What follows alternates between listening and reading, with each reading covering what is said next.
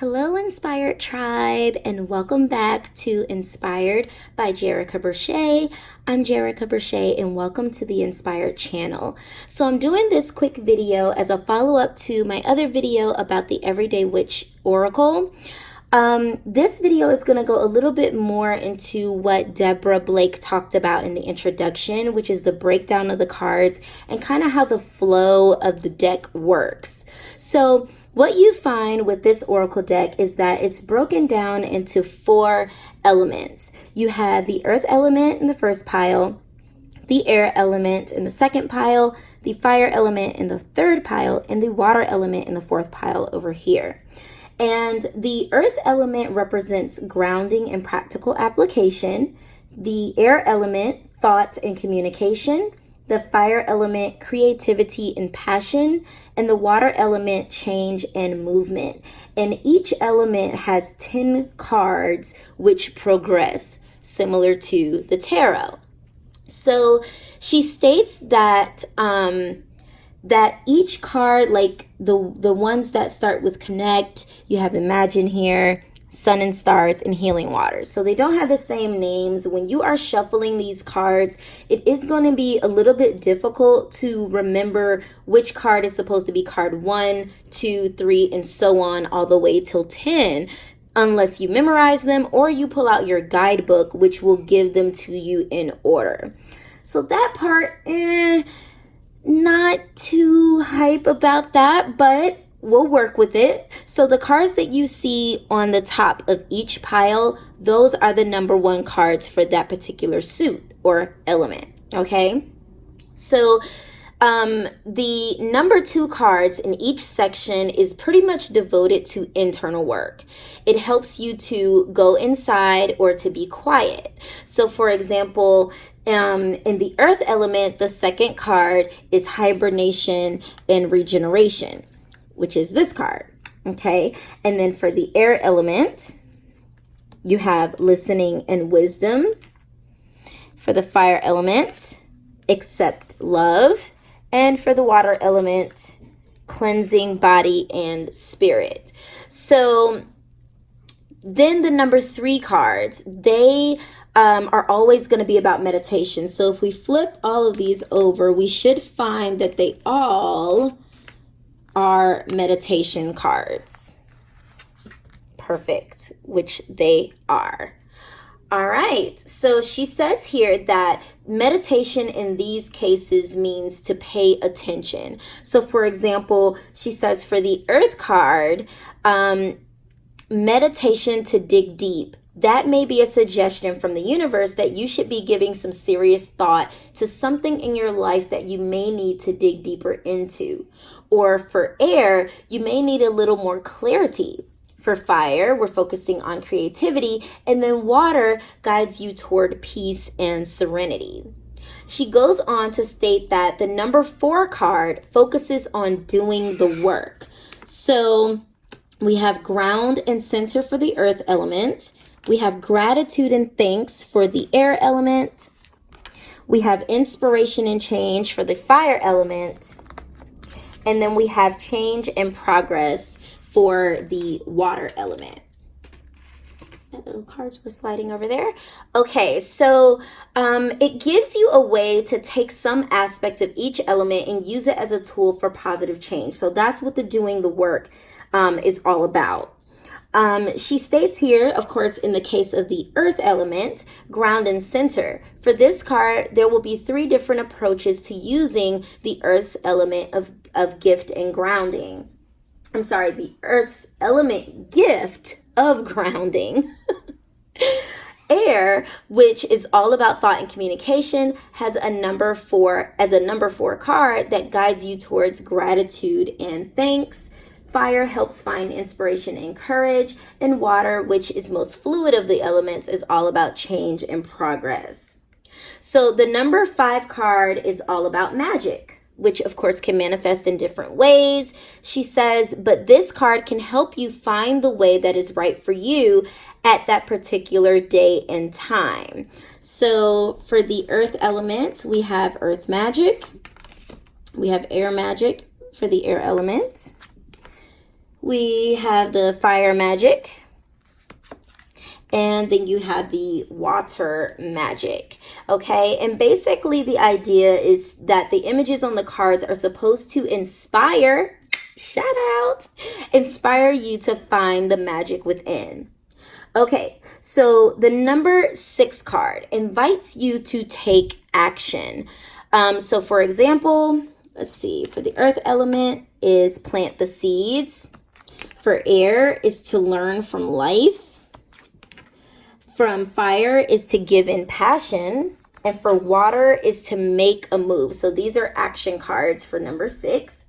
Number 7 is to take even further action. So whether it is working on strength and resilience, sending out prayers and wishes, pushing you to follow your dreams, or to just go with the flow. She said, sometimes taking no action is an action in and of itself, after all. She says, just as the number 3 card is always meditation, the number 8 card is some form of an affirmation. So all of the 8s are going to be affirmations. Affirmation for growth for the earth element. Affirmation for acceptance for the air element. Affirmation for healing the heart for the fire element, and affirmation for positive change for the water element. All right, the number 9 card returns to a focus on action, moving even deeper into a connection with each element. She says here that if you're following the card progression through each section instead of randomly, this is where things may really start to fall into place. So earth is about prosperity and abundance. Air is about speaking your mind. Fire is about giving love. And water is about tears of joy and sadness. She says, of course, it does not have to be literal tears for this one, okay? She says there are so many ways to work with water, and this card will help you to explore a few of them. All right, so then we end up with the number 10 card, which is about fulfillment. So the 10s are about fulfillment. And so for the earth element, that means a seasonal harvest. For the air element, that means transformation and change. For the fire element, that means joy and delight. And for the water element, that means rebirth and reinvention. So she says that all of the themes work together, whether you're pulling random cards or you're methodically moving throughout the entire deck. She says to just remember that you are free to choose any of the 3 approaches that were listed, whether it's going to be action, divination, or magic, however you choose to use the cards, or just simply observe whatever message the universe is sending you without taking any action at all.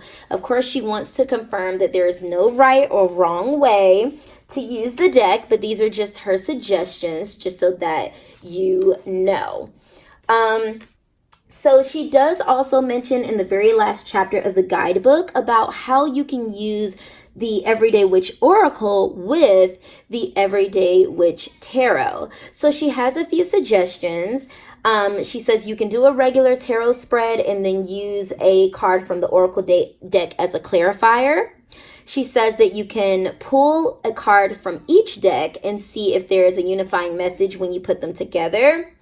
She says that you can pull 1 to 3 cards from each deck every day for a week or a month, and then write down the cards that you're getting to see if there's any consistent repeats or ways in which the messages from one deck support or reinforce the messages from another deck.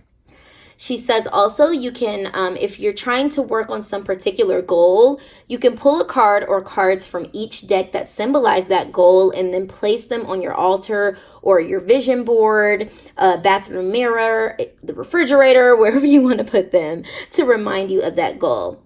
She also says that you can use the card or cards from each deck to work together to empower your magical work. And then, of course, of any other ways that suit you. So let's see how this comes together. All right, I've got everybody back here. All right, so let's see. Okay, and then we've got our water element.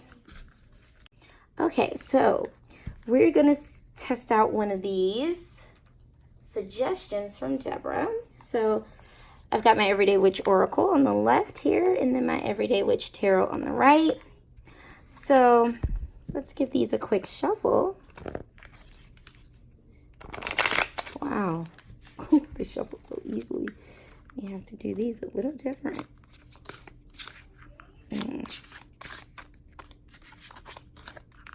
I'm not the best shuffler when I'm shuffling this way. Definitely much more of a ruffle shuffler, but they just spin so easily. Oh gosh. I'm gonna have to be careful with these. All right, we'll leave that there for now because this is just a quick little demonstration. All right, do it one more time. I think the camera's making me a little nervous, y'all.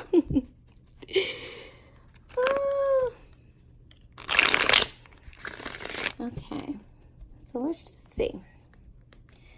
Cut the deck. All right. So we have the Two of Wands in this deck.